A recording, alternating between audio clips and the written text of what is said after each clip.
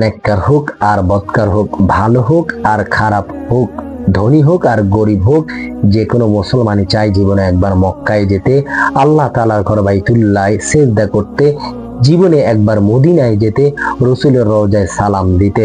অর্থ সচ্ছলতা যার থাকে সে যেতে পারে, অর্থ সচ্ছলতা যার থাকে না সে যেতে পারে না। হৃদয়টা তার হাহাকার করে।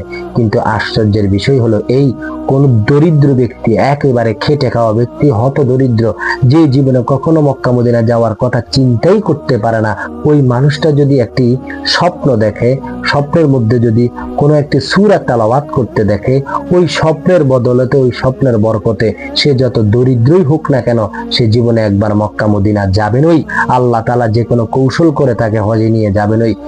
এখন জিজ্ঞেস করতে পারেন সূরাটা কি, কোন সূরা স্বপ্নে দেখলে সে ব্যক্তি হজে যেতে পারবে? ওই সূরাটা হচ্ছে সূরা হজ।